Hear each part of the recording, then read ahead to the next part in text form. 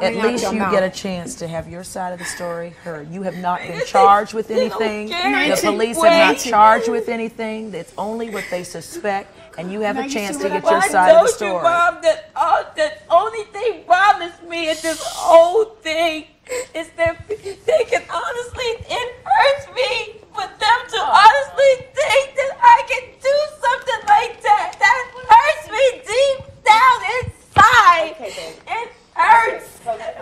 While Nancy is backstage right now in the green room with her mother and her sister trying to calm down, we have decided to talk with Richard's family alone here.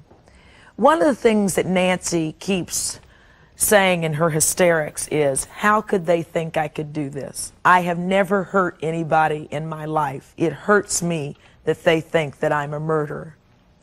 You say what to that, Rodney?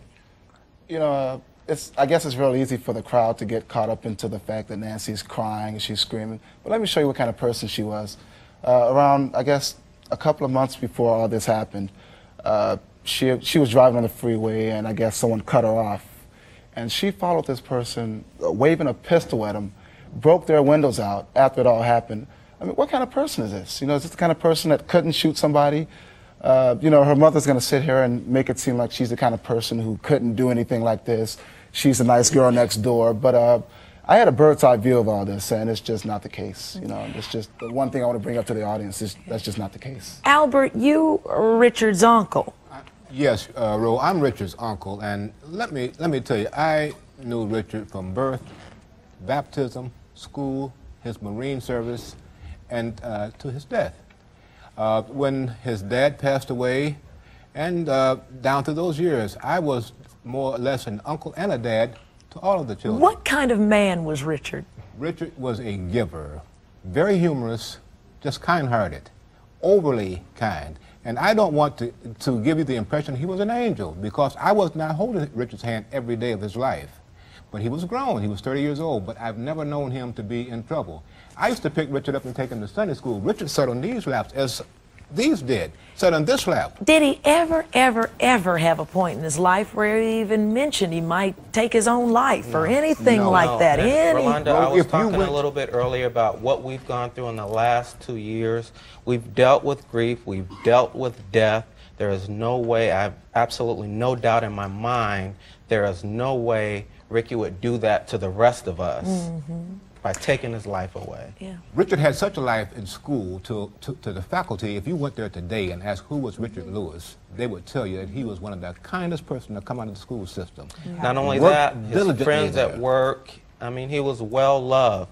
Patrick is here from his job. I mean, he's got overwhelming support from everybody that came in contact with him. My understanding, and I want to introduce this gentleman here. Our next guest says that he had a telephone conversation with Richard shortly before his death. Patrick was Richard's best friend. And Patrick, what was that phone call that you had with him? Well, I'm the phone call that Nancy referred to earlier, that she had gotten, that he was on. I was the one that called him. He had actually called me, was worried about his phone bill because the hotel cost so much, told me to call him back. So that's why the phone call came from me. And basically it was to tie up the lines. He didn't want,